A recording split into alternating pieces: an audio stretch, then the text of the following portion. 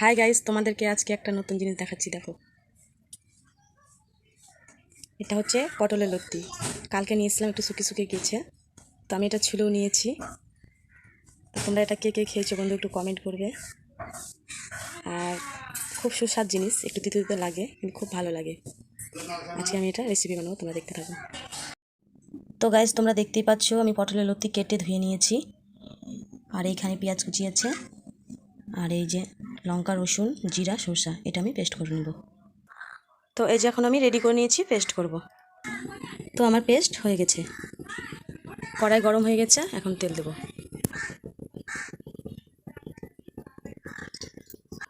এতে আমি জিরা সম্বর দেব।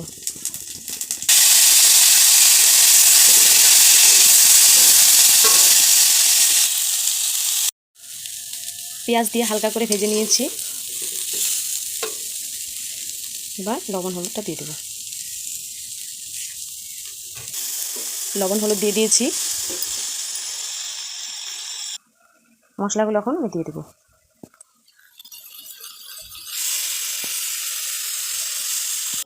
তো বন্ধুরা, পটলের লতি রান্না করতে গেলে সর্ষা, কাঁচা লঙ্কা তো লাগবেই। তো আমি একটু স্বাদের জন্য জিরাও দিয়েছি।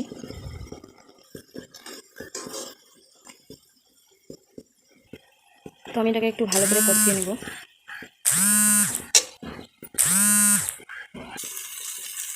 তো আজকে আমার পটলের লতি রেসিপি রেডি, এখন নামিয়ে নেব। তো এই ছিল আজকের আমার ছোট্ট মিনি ব্লগ ভিডিও। বন্ধুরা, কে কে এগুলো খেতে ভালোবাসো কমেন্ট করবে। তো কতক্ষণের জন্য তোমরা বাই, সবাই ভালো থেকো।